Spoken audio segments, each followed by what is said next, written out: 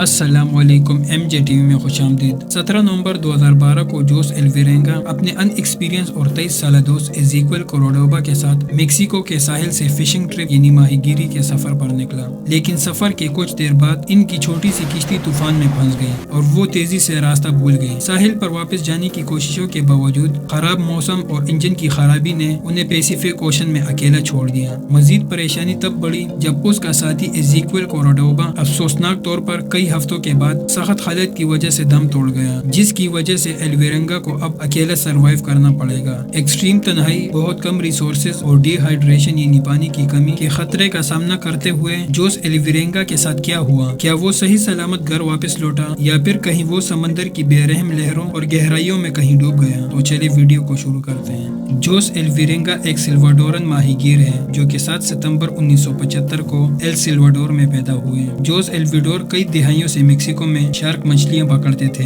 लेकिन नवंबर 2012 के एक नाखुशगवार और बदतरीन दिन कुछ ऐसा हुआ जिसने उसकी जिंदगी को मुकम्मल तब्दील कर दिया। 17 नवंबर 2012 को एल्वेरेंगा मेक्सिको के चियापस के साहिल से फिशिंग करने के लिए निकले। वो एक तजुर्बाकार सीलर और माहीगीर थे जो कि गहरे समंदर में 30 घंटे मछली पकड़ने की शिफ्ट का एक्सपीरियंस रखते थे, जिसके दौरान उन्हें शार्क, सील फिश और बहुत सी मछलियां पकड़ने का एक्सपीरियंस था। आमतौर पर एल्वेरेंगा अपने दोस्त के साथ एक वक्त में 2 दिन तक पैसिफिक ओशन में मछलियां पकड़ता था। ताहम उस वक्त उसका दोस्त किसी काम की वजह से उसके साथ न जा सका, इसलिए एल्वेरेंगा ने इसके बजाय नातजुर्बाकार 23 साल एज़ेकिएल कोर्डोबा को अपने साथ ले जाने का इंतजाम किया, जो कि एक अनएक्सपीरियंस और कम उम्र नौजवान था। इस नौजवान के साथ जोस एल्वेरेंगा ने पहले कभी बात नहीं की थी। फिर मेक्सिको से इनका सफर शुरू हुआ। सवार होने के कुछ ही देर बाद उनकी छोटी सी किश्ती तूफान में फंस गई और वो तेजी से रास्ता भूल गए। साहिल पर वापस जाने की कोशिशों के बावजूद खराब मौसमी हालात और इंजन की खराबी ने उन्हें पैसिफिक ओशन में अकेला छोड़ दिया। 5 दिन तक जारी रहने वाले इस भयानक तूफान के दौरान ज्यादातर पोर्टेबल इलेक्ट्रॉनिक्स को नुकसान पहुंचा,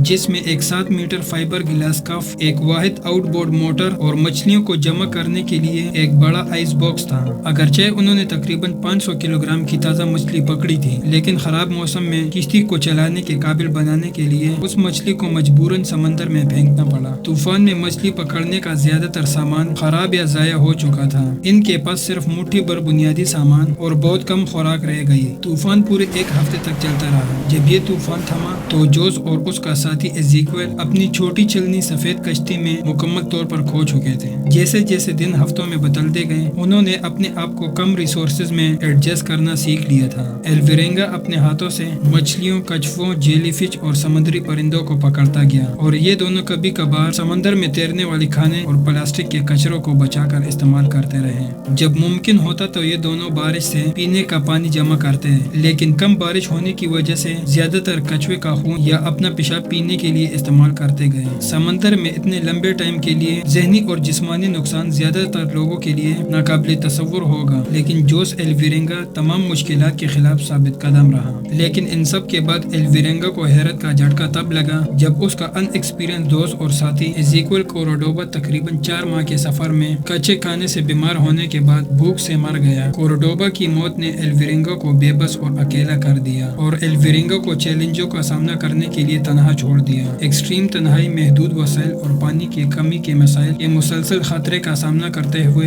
एल्वेरेंगा को अब अपनी जिंदगी बचाने के लिए अकेला सरवाइव करना पड़ेगा। इन सब खतरों को देखकर एल्वेरेंगा ने कोर्डोबा की मौत के 4 दिन तक खुदकुशी का सोचा, लेकिन इसके ईसाई अकीदे ने इसे ऐसा करने से रोका। दिन हफ्तों में, हफ्ते महीनों में, महीने मौसम में बदल गए और जोस एल्वेरेंगा का सफर टाइम और अनासर के खिलाफ जंग बन गया। जिंदगी और खाने के लिए मुसलसल मेहनत, तन्हाई और समंदर की खतरनाक लहरों के साथ इस सफर ने इसकी अकल का इम्तिहान लिया। जोस एल्वेरेंगा अपने आप से बातें करता, अपने लिए डेली रूटीन बनाए और रेस्क्यू होने की उम्मीद से चिमटा रहा। दिन भर बहरी जहाजों को तलाश करना, मछलियां पकड़ना और एनर्जी को बचाना अब इसकी जिंदगी का मकसद और रूटीन बन गया। मुसलसल धूप और नमकीन समुद्री पानी ने इसके जिस्म पर गहरा असर डाला, जिससे वो बहुत ज्यादा कमजोर हो गया। इस मायूसी की हालत में एल्वेरेंगा को दूर समंदर में कंटेनर शिप्स दिखाई दी। इन जहाजों को देखकर इसकी जान में जान आई। इसने बहरी जहाज की तरफ चीखें मारी, SOS पैगामात भेजे, कम्युनिकेशन के कई तरीके आजमाए, मगर इन सब का कोई फायदा ना हुआ। वो बहरी जहाज एल्वेरेंगा की शिप से बहुत दूर थे।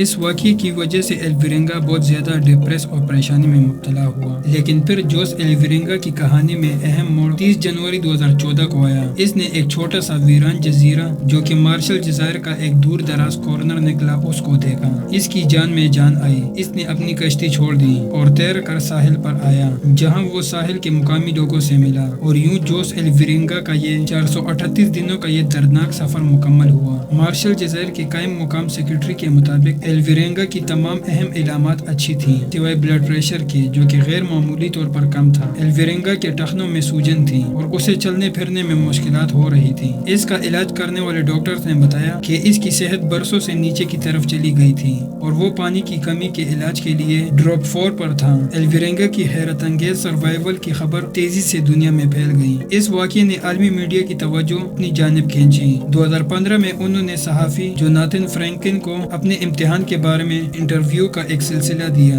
جس نے اس کہانی کو 438 ڈیز کے طور پر شائع کیا۔ امید ہے MJTV کی یہ ویڈیو آپ کو بہت اچھی لگی ہوگی۔ ایسی ہی مزید انفارمیٹیو ویڈیوز کے لیے ہمارے چینل کو لائک اور سبسکرائب کریں۔ تو ملتے ہیں ایک نئی اور شاندار ویڈیو میں، تب تک کے لیے اللہ حافظ۔